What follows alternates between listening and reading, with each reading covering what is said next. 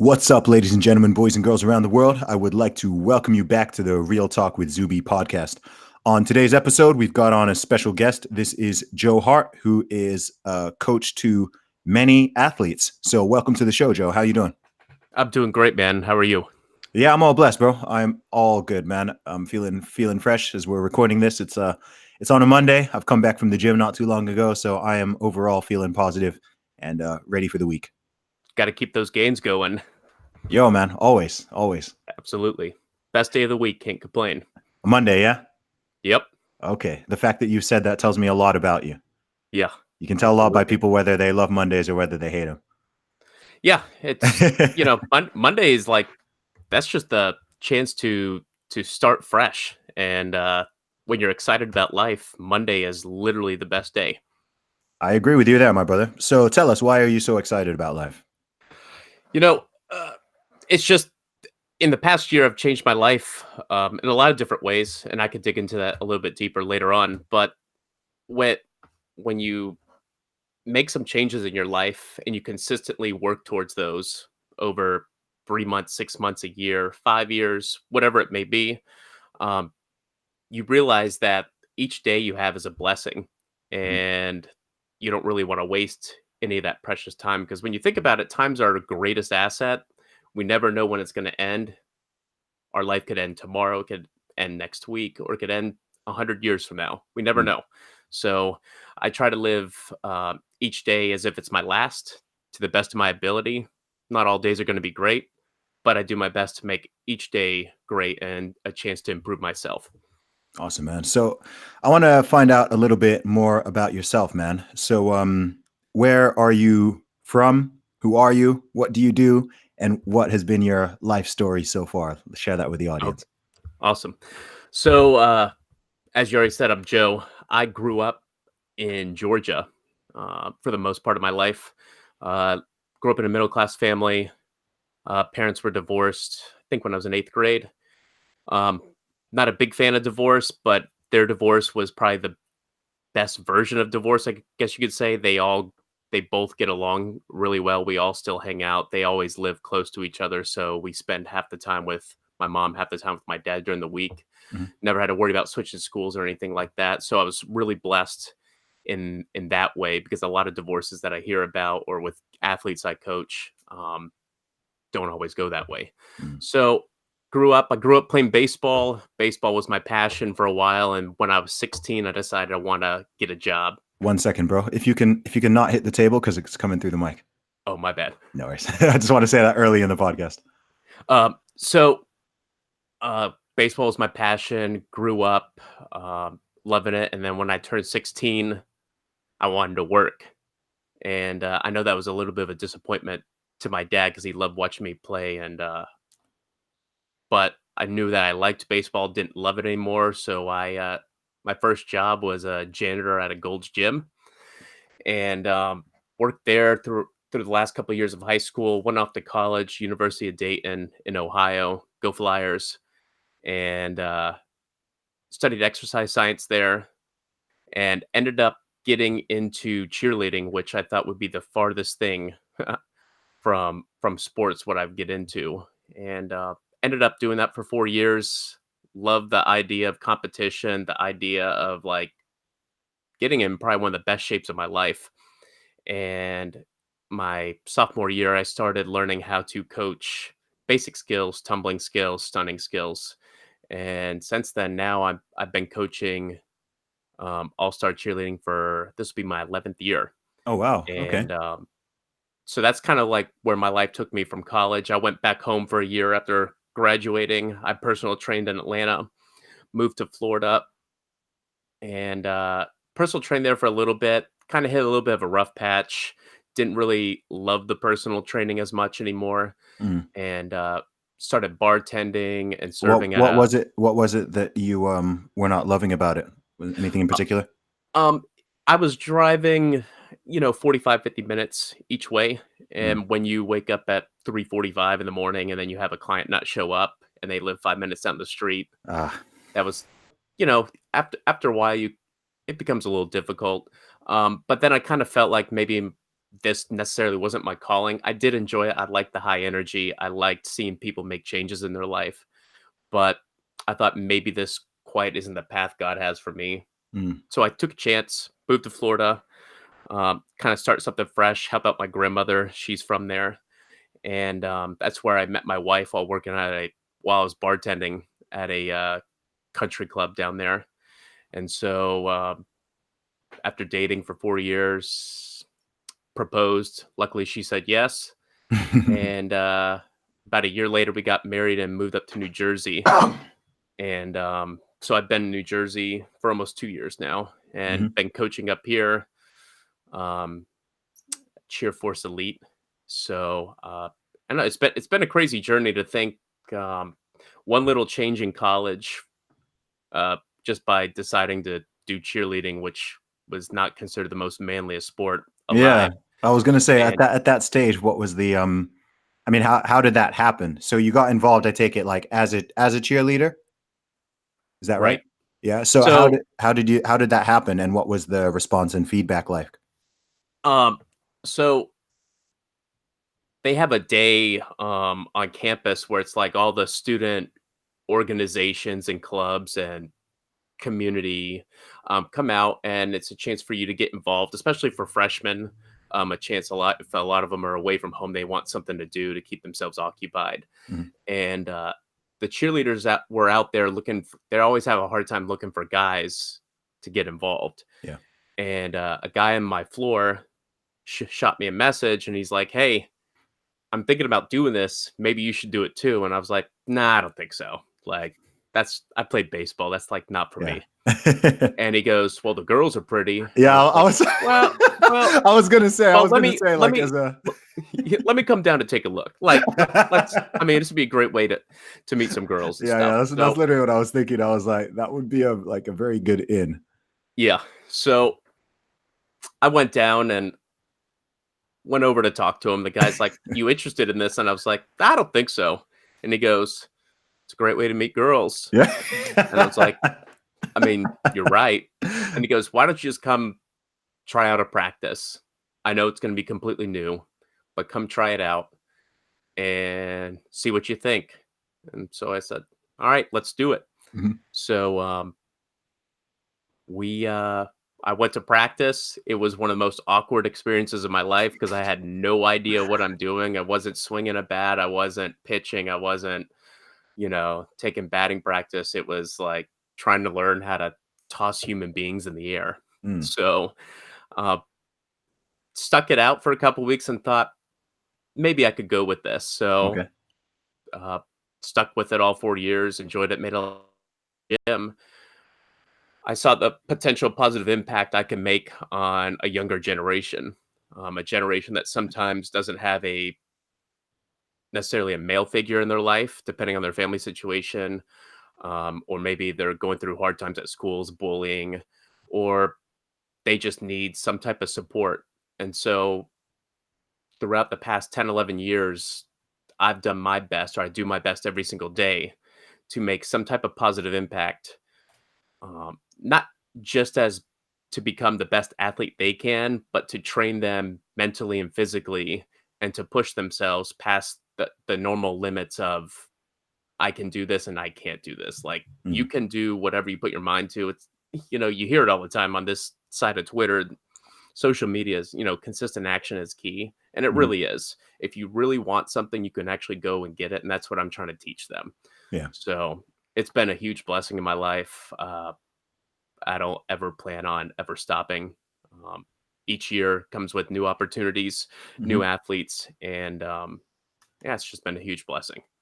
That's really interesting. Funnily enough, I didn't even know that you were a cheerleading coach. Like, I don't know how I follow you on Twitter and have done for a while, but I'd somehow missed all that.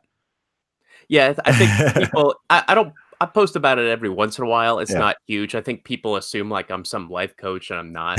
But I'm 30 years old. I've got 30 years of life under my belt. It's not like I'm some professional on life.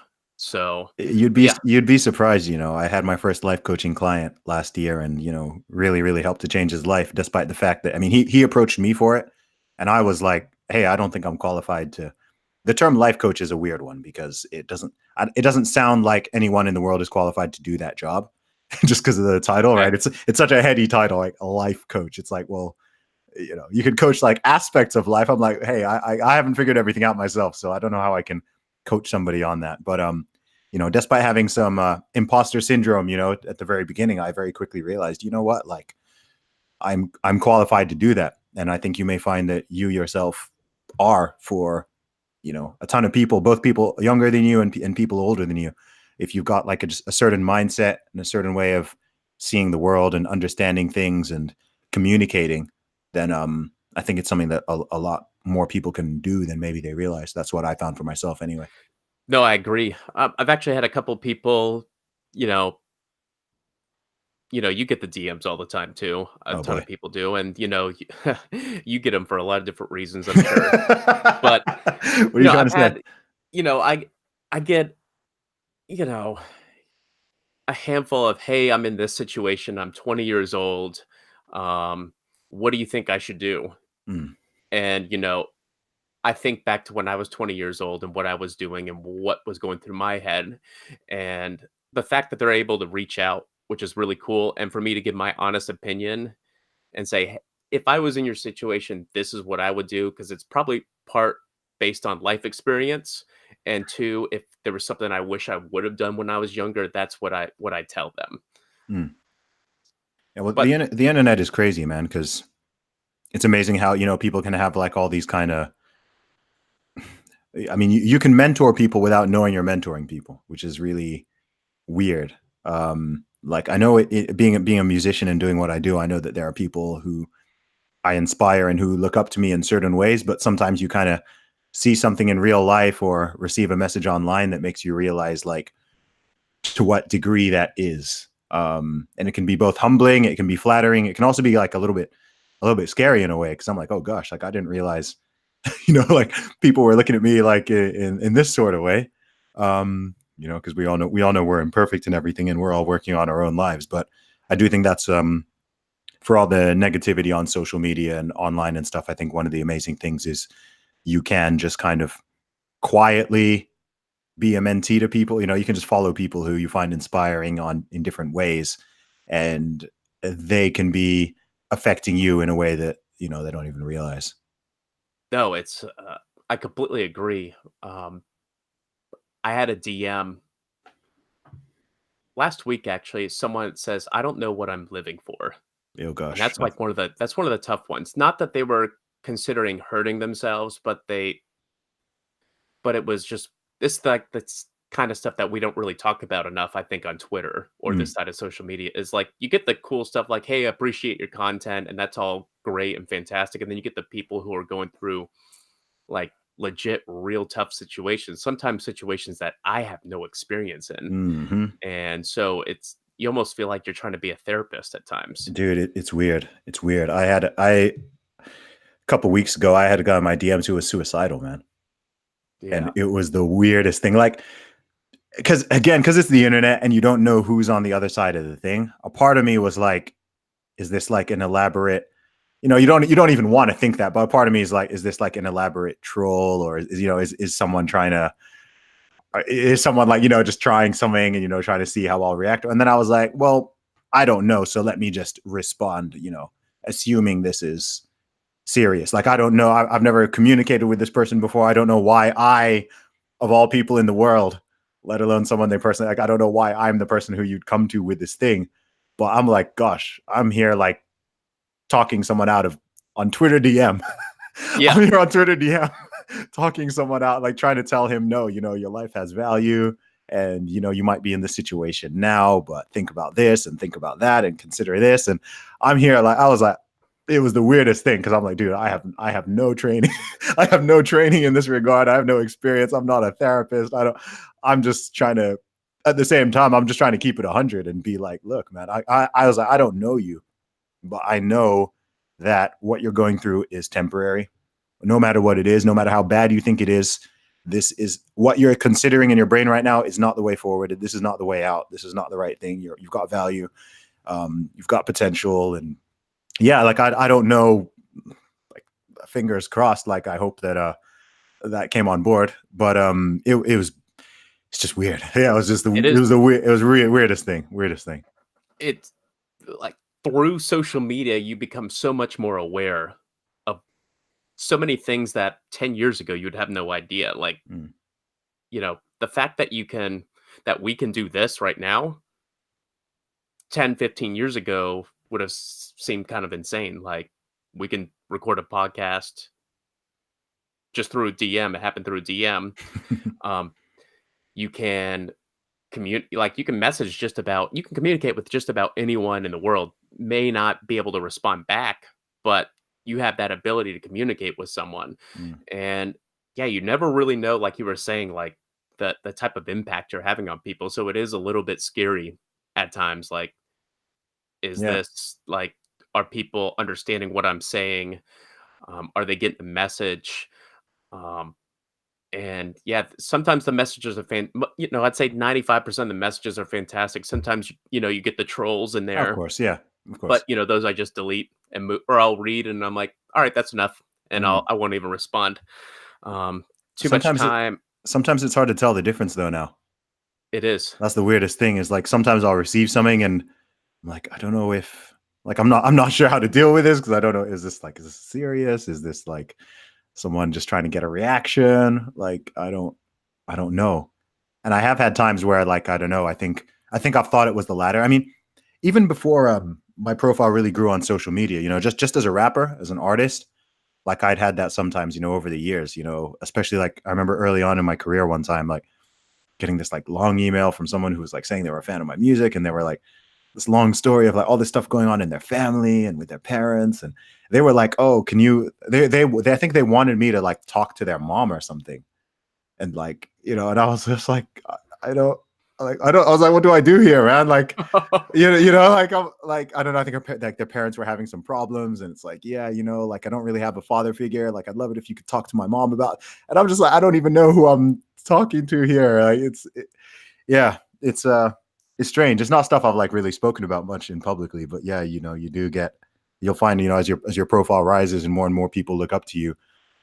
Yeah, like there will be some moments where it's very hard to know how to respond or if you should.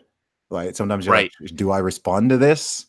Do I pretend I didn't see it, or do I like respond and get like roped into this whole thing, or yeah, it's very complicated. Yeah, it becomes more of a it's it's like almost like playing devil's advocate a little bit. Like, do I respond? Do I not respond? And if I don't respond, is something going to happen? Mm. And uh, you always, I'm sure you have too. You occasionally get DMs of, "Hey, appreciate all your content. I really look up to, and I understand what you're saying. I can't. I don't have any money to eat. I get asked for money all the time Oh, now. really? Um, Maybe because it's probably because you talk about money.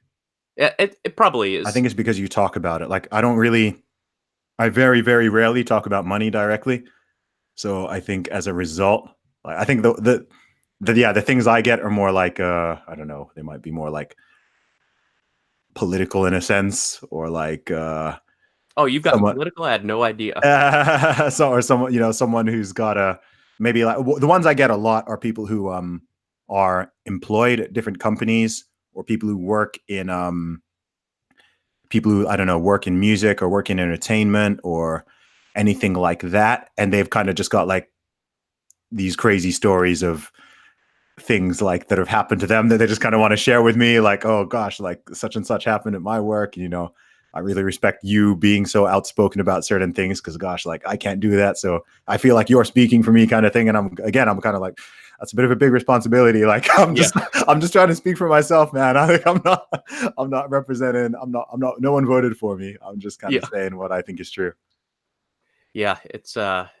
It's crazy what social media opens up. It could be used for good. It could be used for bad.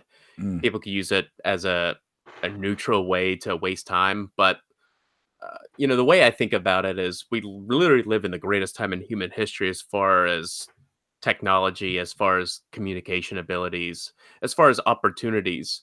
Um, and some people are going to use it to do great things. Other people Hmm. are going to use it to do the negative things, and I do my best to eliminate as much negative from my life as possible, because there's plenty of negative in the world if you focus on mainstream media and the Hmm. news. Like that's another thing. I don't really watch the news anymore.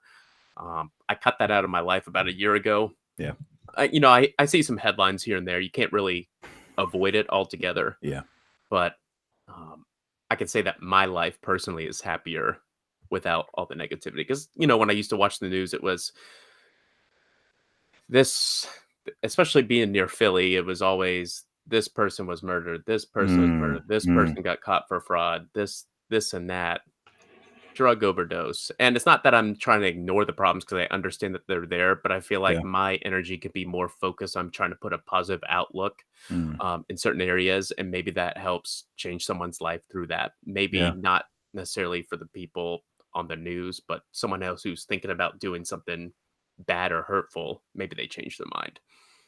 Yeah, I mean, what you touched on just brought to my mind like something really interesting. So, I mean, I don't watch the news myself. I don't even own a television. I get all of my news online, and it kind of gets fed to me rather than me like looking for rather Right. than me looking for it on any given day. I can kind of see what the top things that are happening are. Um, but here's one thing I've always thought about, because as what you said, basically, it's like as human beings, it's always it's the best way to phrase this thing. It's almost like finding the balance between being aware enough to care, but not so aware and so involved in all these thousands and hundreds of incidents which you cannot directly control or manipulate in any way. Stuff that's happening out there involving other people, Right. um, and being completely disconnected and apathetic, right? Because I think you get people who go too far to both sides, right? Right. I can understand the position of like, okay, if it doesn't affect me, I don't care. And that's something you hear people say, right? If Right. it doesn't affect me, I don't care. And I don't think I don't think that's a healthy worldview, Right. right? No, I Because completely agree. yeah, exactly, right. If someone gets shot, like someone gets stabbed, like just down the street from me, that doesn't directly affect me technically, right? Right. If some flood happens in Malaysia and kills like 2,000 people, that doesn't directly affect me, but like as a human being with empathy and compassion, you I would argue from a moral perspective, it should affect you to some degree, and you should certainly care to some degree, Right. right? But at the same time, you don't want to spend every day reading the news and finding out all the bad things that are happening around the country and around the world, and every single incident and every single like horrible thing, and you're spending all day in your entire life just you know depressed or in this really negative state because all these bad things are happening and you can't control them or whatever. So I've often wondered, it's a conversation I've had a lot of times with my girlfriend, of like, what is that right level of caring enough, but not caring so much that you then become paralyzed or incapable of living your own life and doing your own thing and making your own progress. And it's one of those things that I think it's just an interesting existential question. Right. No, I completely agree with you. You're spot on when um, the people that say they don't care because it didn't affect them. You know, I do think that's unhealthy, because then they will never like really understand other people's pain. Mm, But then again, as you said, like you've got to have that awareness of what's going on to an extent. Um, Maybe help out in a way, or pray for them or whatever it may yeah, be. yeah. Um, But if you allow yourself to be consumed with every negative thing in the world, you're never going to become the person that you're supposed to be. Mm, Personal opinion. Like, I think we all have this potential. I don't actually believe we reach our full potential. I think we could always strive to be better, but but, you know, I think we all have this opportunity to make a great impact on people, whether it's in politics or music or finances or fitness, health, wealth, whatever it may be, everyone's got a niche, whether they realize it or not. Mm, So if they allow themselves to be too consumed with every single negative aspect in the world, then I don't think they really get close to reaching their potential because they end up focusing on just one thing. Now, yeah. if it ends up being something that they're passionate about, that's fantastic. But if it's going to cause them to be unhappy for the rest of their lives, then what was it actually worth it? Yeah. Yeah. It's a very hard one. It's a weird balance because I've had times where I feel like I'm going too far in one direction or the other.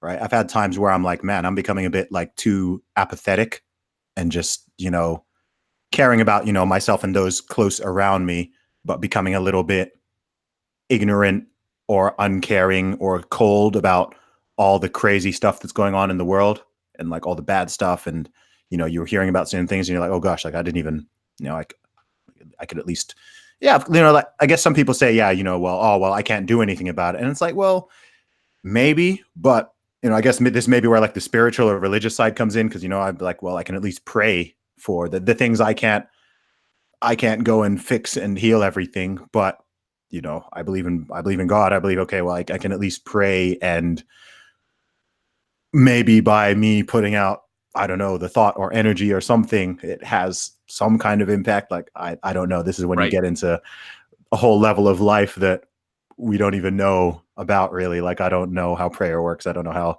everything in the universe works. I don't know how God works. Um, but then I've also had times where like I find myself obsessing, like even up to like a day at a time, sometimes for 2 days. Like I'll find out about something that has happened, which again doesn't directly impact me, but it I can't get it out of my brain. right, I'm just thinking about this situation. Maybe like you just hear like some horrible tragedy or something really bad happens, and you're just like, man, like how, especially if it was something like one human being did to another. Not like something, not like an earthquake or some natural disease. Like some horrible, like, okay, a great example would be like that last time this happened to me was probably like the that shooting at the mosque in New Zealand, right. right? Like that really played on like, something about it. It just, it was on my mind for like days. You know what I mean? I was just like, dude, like what kind of world do we live in where someone can, I mean, like how because you're almost trying to understand it. And you're just like, Right, how and why would somebody do that and, live stream it and then right. put the video on. You're just like, what? Like it doesn't kind of like compute in your head, and you're just like, gosh, like what's It going on here? But then then on the other side, like, yeah, you don't want to like hear that story and be like, oh, okay, yeah, whatever, yeah, back to work. Like that's pretty sociopathic in itself. So right. it's a weird one. It's a very weird one. Yeah, that Um, was tough. That was yeah, tough. it- Something that struck me, there was maybe it was a couple years ago, there was that guy in the US, I don't remember where he was, but he was just randomly shooting people. He was live streaming it. He would do it wow, randomly. Um, between that and like, in the US we have a ton of school shootings. yeah, And so it's like it's tough and I want to you look into it and you think why would a teenager do this? mm, Um, but then the problem is I can't like really I have a hard time focusing, or at least watching the news on it, because then it becomes all political immediately. yeah, it does, And so I'm like, I don't want to talk about the politics of gun control necessarily. I want to talk about why this person actually did this. yeah, What's going on in the mental, you know? And yeah. so everything's any tragedy, unfortunately, it seems like they try to turn political if it's not a They natural do, disaster. and And and so they do it so quickly that I find it very distasteful. it is. It's like, come on, man. Like the bodies are still warm. Like, don't make jokes and don't Right. use this for your little personal pet cause.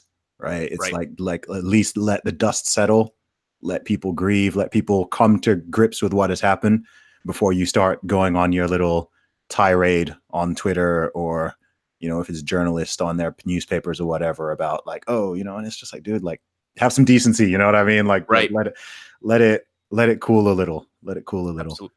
Yeah, Yeah. man. So I have a question, bro. So obviously, like I said, I follow you on Twitter. I see you, putting out videos and, advice, stuff that's motivational. I mean, what is your goal on social media? If you would have asked me this a little over a year ago, I would have said I'm on Twitter for funny, humorous stuff and memes. But um, I came across this side of Twitter. I think I started following people like Chris Johnson, Hotep Jesus, Ed Lattimore, AJ Cortez. All on the podcast. Yep. And I started following them uh, early last summer. And, obviously they all have their different areas they talk about. But I saw the impact they were making on people, whether it was in fitness, whether it was in mindset, whether it was in health or finances. And I thought they did this all through social media. uh, you know, an app on your phone that's free. You don't need to go to school for 4 years to make an impact on people.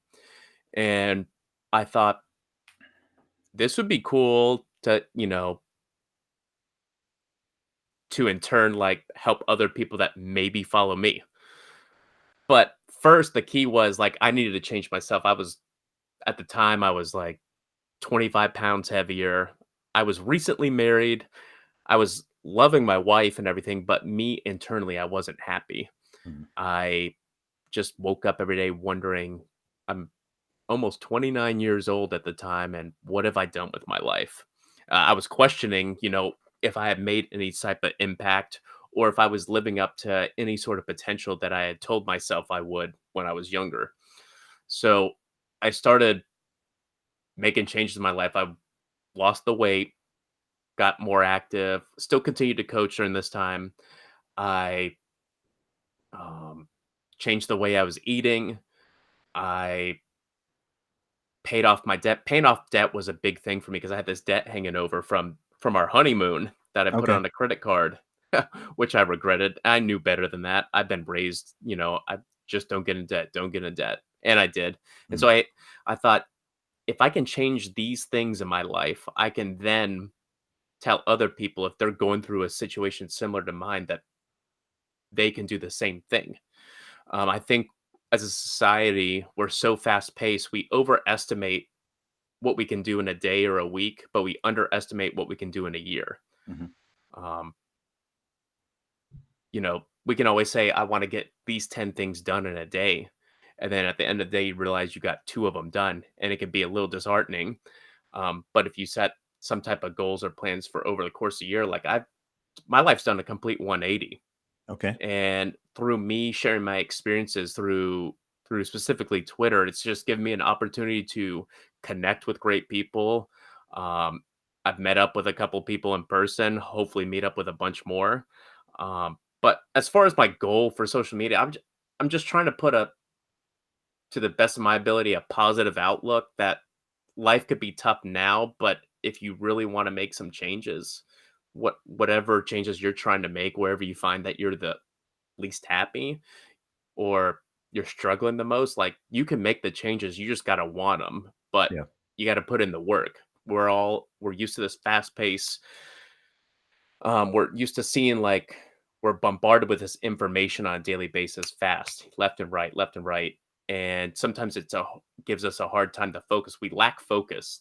A lot of us do. I know I lack focus plenty of Sure. times. Yeah. Yeah. So um, it's really about just zoning in, helping people like just give yourself 30 minutes a day to work on something, anything that you're trying to improve in your life, and do that enough time and you're going to see changes. And so like I'm living proof of that, a ton of other people living proof of that. I'm not necessarily someone special in a sense that, oh my gosh, Coach Joe changed his life. No, I'm just a guy that decided to take action. I got tired of living the way I was or Yeah. feeling the way I was. And so I wanted to promote that change is possible if you really want to put in the work. The problem is, I think with social media, we see the results. We don't Mhm. see people don't see what went into it. And Oh so I'm gosh. trying to bridge the gap in between this is where I started, this is what I did, this was the process, and Mhm. this is where I got to now, but I'm not done, Yeah, you man. know? And so that's really my goal is I'm not trying to be the most popular. I don't care about being popular. It's cool getting noticed and getting Hmm. mentioned by people and stuff like that. Like, don't get me wrong, that's cool. But I really just want to make the best or the biggest impact that I personally can through social media and help people change their lives and then hope that they in turn do the same for other people. So like a pay it forward type deal. I gotcha. So when you said that, so you said you've done a 180 in the past year, and that you've changed your life in the past year. So tell us. I'd like to talk about that in a bit more detail. So tell us where you were. You said you were happy with your wife. You were recently married, but you said you were overweight and you weren't really happy with yourself and your sense of purpose. So when you say that, what specifically do you mean? So at the time, I think I moved to Jersey. I was here less than a year. And at the time, I just couldn't stand Jersey. I was used to more of a slow paced, people are typically friendlier down south Hmm. than up north. Um, I liked the gym I was at, but I was waking up and thinking, I'm just, something's missing. Like, I know at the time my spiritual relationship was lacking. Okay. So that was a big issue. And so that's something that I put some focus into because I think that for me, and I'm sure you agree, and many others, like that was a big deal. You don't want to feel this you want to fill this empty void, and sometimes it's not physical things on earth. It's prayer and church and like-minded individuals Yeah. who share that same concept with you. So that was one thing. It was mentally I was feeling like weak and I knew that my health wasn't great. I mean, I thought to my head, like, I went to school for exercise science. I personal trained for 2, 3 years. I used to do CrossFit and everything, and I'm I'm overweight. I'm the heaviest I've ever been. Uh, I woke up thinking, why? What am I gonna do today? And then I had this debt, financial debt over my head, Mm. and it was just Was that all these from is things. that from school, like university debt, or? No, no, that was just credit card debt. Okay. For because I wasn't bringing enough money, so Okay. I spent too much money, you know? It was just weird because all the things that I said that I never would have become, Mm. it felt like I became. Okay, I get you. And, you know, just through kind of getting complacent in life from previous years, all builds up into this eventually it hits you one day like, "Wow, what am I doing?"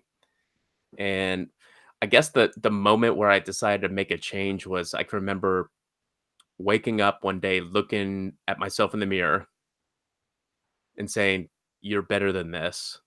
You were meant to do great things. Now go do them." Mm. And so it was from then on that I was like, "All right, so I gotta start making some changes quick." So it was working on my spiritual life. A lot of it was detoxing my social media. I stopped watching the news. I didn't follow anyone on social media that wasn't gonna be a complement to what I'm trying to accomplish. Mhm. I, you know, I love sports. I love watching like football and basketball, and but I stopped following sports pages. Like I just completely detoxed, Yeah. and so that helped because part of the reason is what you consume is kind of what you become, and so I was kind of consuming some content that could be considered kind of toxic to my well-being. Mhm. So that was a big change. Then it was the cutting out the junk food, the eating better, the just eating fresh stuff and just exercising more and feeling better. And then when you start to feel better physically, your mental health immediately changes as well. Seriously, dude. I mean, I'm gonna jump in there, No, and go I'm for I'm it. gonna say something that's like probably not politically correct, and which is I mean, if you listen to this podcast already, hopefully it won't bother you, but I think that such a huge percentage of so-called depression and anxiety is not is kind of nonsense. I mean, I think so much of it is like diet and exercise are magic. It And is. I don't and that's it's so understated and so under undervalued, right? Like so, I mean, someone will say, "Oh, I've got this mental health problem, or I'm suffering with depression, or whatever." And I always feel like the first thing should be like, okay, well, how's your diet and exercise looking? Because 90% of those cases, that's coming from someone who does not exercise or exercises very little and or has a completely terrible diet. And then you've got other lifestyle factors on top of that, like, relationships, spiritual health, other stuff that you said before. But just those two things, I'm like, I cannot put a number on this, but I would estimate that at least half, I honestly think way more than half of these cases could be remedied by exercise and nutrition changes. I genu I I don't know if anyone's ever studied this, but I 100% agree with you. yeah, Um, yeah, yeah, no, I mean, like, I'm cut. yeah, go Yeah, for it, man, go for it. no, like I don't want to say I was like clinically depressed, but I Yeah, was like upset with mentally when I wake up. Like hmm, I just felt like crap. yeah, I looked like crap. Um, Granted, yeah. I don't look like you yet, but I'll be back there. That's Um, okay. You need to get a but better um, tan. but when I changed the diet and exercise, like Yeah, you just feel better when you drink more water. You yep. you cut out the processed food. Now I'm not perfect. Like this past week was my birthday. I Yeah, lived man. it up. I just I didn't do, care but what I ate. But like you don't obviously, need I'm to be. It I'm doesn't need kind to of be paying the perfect all the time. no no.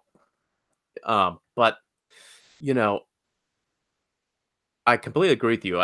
I'm willing to bet it's probably 90% of issues would go away. yeah, yeah, no, Like I'm honestly with you. I'm honestly with you. There's so many people who do, and I'm like, look, I would love to take this person and put them on like a 3, 4 month, like, okay, you're gonna eat but you're gonna eat well, you're gonna sleep well, and you're gonna train like 5 times a week, and right, we'll see how that so-called depression is in a couple months' time. And I think that, because it's like a knock-on effect, and it happens in both ways, right? You get people who, right, their training and diet will fall off, and as a result, other things in their life start to fall off. There's like this domino effect. It's like both positive feedback and a negative feedback loop. And then so it's like just by starting by fixing that one aspect, it's like, okay, like just focus on these two, right? Get your nutrition right, get your training right, and then other things will almost like magically start to get better because you look better, you feel better, you have more energy, you've got the endorphins, you start being a little bit nicer to people, you're a little bit less cranky, and like everything kind of like rises up together. right. um and I don't know why. I'd like to think there's no pernicious reason, but like I don't know why that is not stressed more and made like just way more obvious to people. Like, okay, if you're feeling crap, maybe this is just maybe you think you are depressed. Like, why don't you fix these 1, 2, 3, 4, 5 things, and then after that, if after that you're still, if you're in great shape, you're eating well, you're training well, your relationships are good, you're in good physical, spiritual, relationship health, whatever, and you still are feeling these pangs of depression or whatever, I'm like, okay, that's at the point where I'm like, okay, maybe there's like some actual physiological reason or something where it's needed. Whereas at the moment, it does seem to kind of be like, oh, you're depressed. Okay, cool. So we're going to talk loads about your depression and we're going to give you these tablets. And I'm just Right. like, no, stop doing this to people. Like that, like just You know what I like, think? yeah, I think part of it could be is we're so used to fast-paced results, yeah, and then money plays a role. hmm, Um, I don't want to get into big pharma, but I have my yeah, own opinions yeah, on that. yeah. But like we live in such fast-paced, but like we said, we get all this information bombarded with us. We see all these results on a day-to-day basis, and so you want the fast results. So you think, oh, I'm depressed. I can go get a prescription, take a pill, and I'll feel better. Yeah, Hopefully. And the fitness and health and eating clean takes work. yeah, And people don't like that they have so much going on in their lives, they forget to put the little important things into their daily routine. And mm, they think, oh, that's gonna take away from everything else I'm trying to do. But then again, I'm feeling depressed and miserable yeah. throughout the day. So eh, people just got to find a balance, and they got to be willing to make a sacrifice because really nothing worth attaining doesn't come without some type of sacrifice. Yeah, man. And I just think that the thing with health is that health is so easy to underestimate the value of until you temporarily lose it, right? Even just getting a Right. cold, even just getting a cold or a flu or just something that, takes you out for like 3 or 4 days.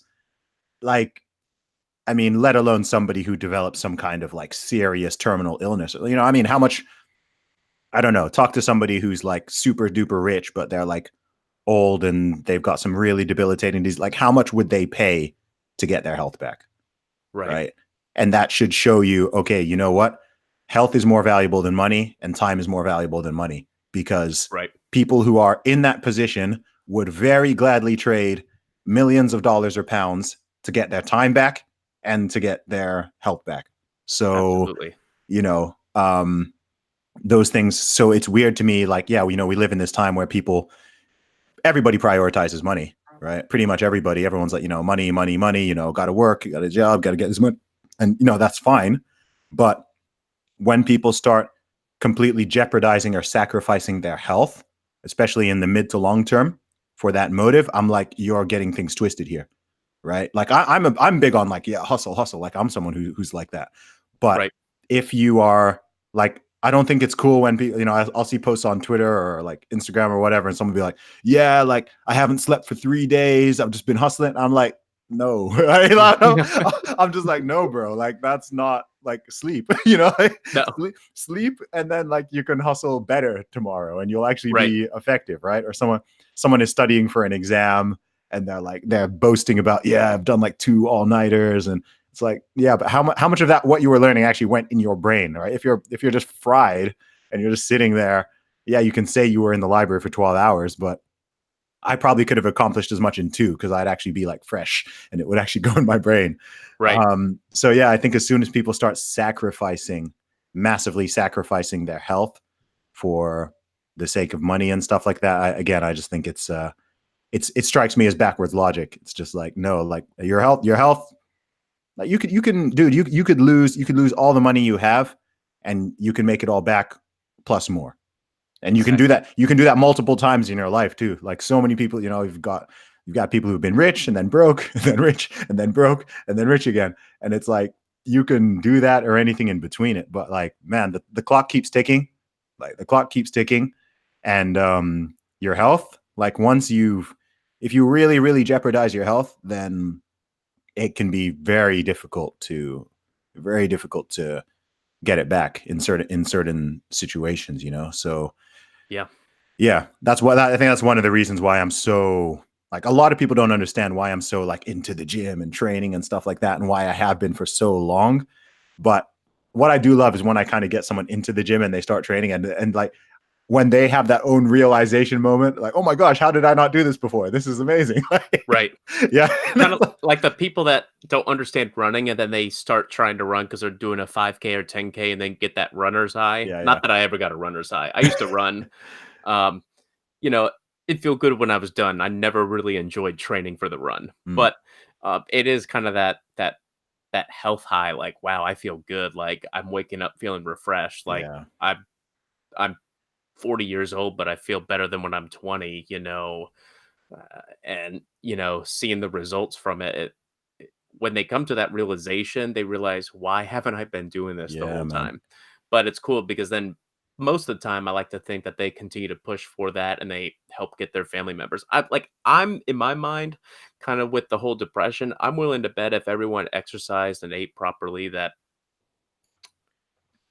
I don't know, Most of it 60, would be gone. 70% of Most of it would be gone. diseases would be cured in a sense. Yeah, I absolutely. mean, Well, I mean, some of the biggest ones, of course, obesity itself, but yep, then, type 2 diabetes, heart disease, certain types of cancer, heart attacks, heart maybe attacks, strokes, mental problems, Alzheimer's. Yeah, Alzheimer's, depression, anxiety.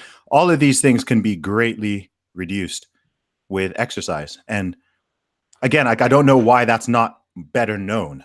Right. When I'm telling someone the benefits of, like, when I'm like, oh yeah, I think everybody should lift weights.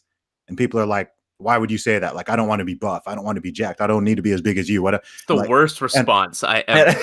I can't stand when someone says, I don't want to be buff," and I'm like, you you because it's you so don't easy. have to be Yeah. like And it's so this. and it's so easy to get buff.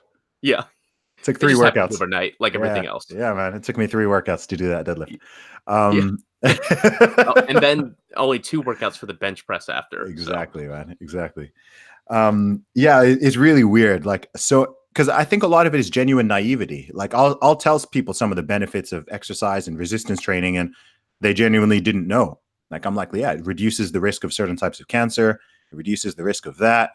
Increases that, increases bone density, reduces the risk of osteoporosis and arthritis. And people are like, whoa, what? Like, and I'm like, yeah, you know, and I'm like, yeah, this should be common knowledge. Like, I'm not saying right. you need to be a bodybuilder or a power lifter. I'm just saying, like, at least, and also as a man, like, I don't know what the stat is for women, but I remember reading for men, I think after the age of I want to say like after the age of 20, on average, you lose, oh gosh, I think I saw somewhere like 10 pounds of lean body mass per decade, something Yep. like that. Sounds about So right. yeah, something like that, like in the absence of resistance training. So, and most people obviously replace that with fat. So if you compare their 30-year-old selves to their 20-year-old selves, like the average Joe will have, lost 10 pounds of muscle and potentially gained that much fat or more. And then you compare their 40-year-old selves to their 30-year-old selves, they've done it again and then Yep. again and then again. And then, of course, by the time they're 50 or they're 60, they're telling you about the good old days of how it was when they were 20. And and it's so slow, right? You're talking like a pound a year, which doesn't sound like much, but over the course of 3 or 4 decades, that's yeah, by the time you're 60, 70, of course, you're not going to be in exactly the same shape as you were when you were 20 or 30. But so much of that aging process can be greatly slowed and even reversed in some cases. And yeah, I wish people just understood this better, because I think particularly in the Western world, where, I mean, obesity is the problem. It's not like people are starving, right? Like, Yeah. there aren't that many people There's who don't. no yeah, people Yeah, aren't no, like there's no no, lack of food around here. no. There's no lack of food. People are just eating way too much of it, and that's the Yep. problem.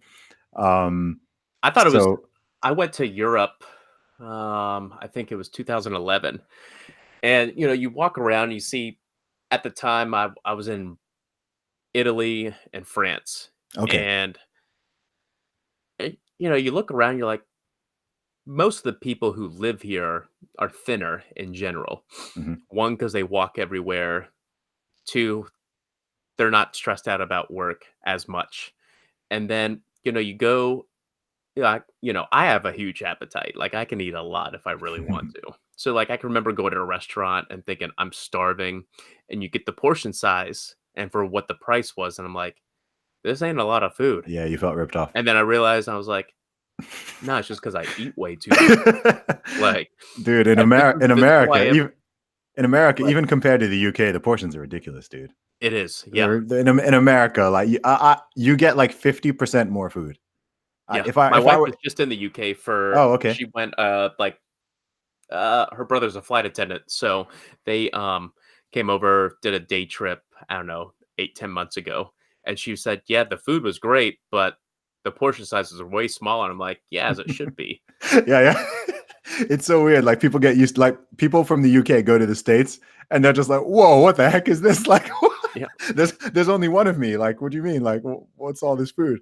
And then, like, I've got some cousins in the States and stuff like that, and lots of friends in the States, and then they come to the UK. And then, yeah, firstly, the food is a little bit more expensive, but then for that same price, you're then also getting, yeah, 40% less food. So Yeah. they're kind of like, wait, like, what do you mean? Like, this place is a ripoff, man. Like, and it's yeah, it's a funny thing. It's just, I think people get used to stuff, and then when Right. they see it in a different way, they're kind of like, oh wow, what's this? Yeah. Yeah, man. I'm just having a look at the time, bro. So we're approaching an hour. I feel like we could obviously talk a lot longer, but I wanted to find out more about what you've got coming up, man. What's the have you got any big goals in the next sort of 6 to 12 months?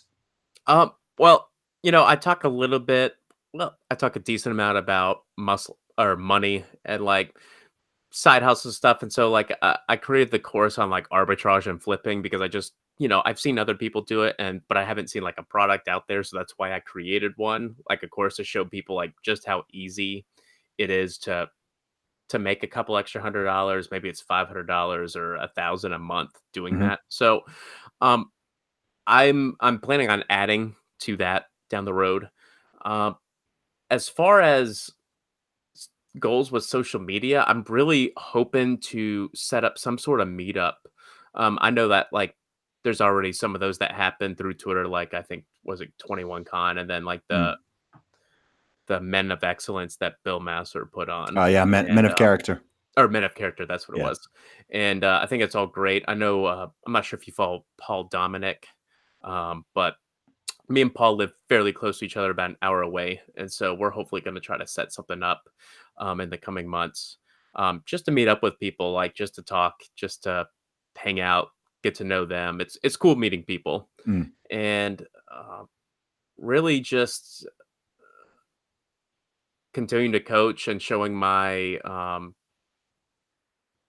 what what I learned from coaching on a daily basis and portraying it to real life because anything that I use to coach can always be used in my personal life. All the lessons, all the mistakes I've made, I try to let people know, like, hey, this is where I messed up. This is how you can avoid it, or this is what I learned from it. So, Mm. really, I'm just trying to spread the message. I started the whole car chat squad thing months ago. Kind of taking a brief break from that, but a group of us are about to start it back up here pretty strong. It's just a way to shoot out a 2 minute and 20-second video of could be random thoughts, could be something we learned from the day before, and got a lot of great feedback from that. So, gonna do a YouTube channel with all those and add to that. And honestly, man, just enjoy each day I'm given. Awesome, man. That sounds dope, bro. Well, I'm planning to come out to the States later on this year, so maybe we can connect. That'd be great. Sick, man. Awesome. So great to have you on the podcast, Joe. Let people know as well where they can find you online. What are your online social media handles? Um, Honestly, I'm just mostly on Twitter. That's my main thing. It's the easiest to keep up with. That's just Coach Joe Hart. Awesome. So, Joe Hart, thank you for joining Real Talk with Zuby, and I will talk to you soon, brother. All right, thanks, man. Appreciate it. Cool. Bye bye.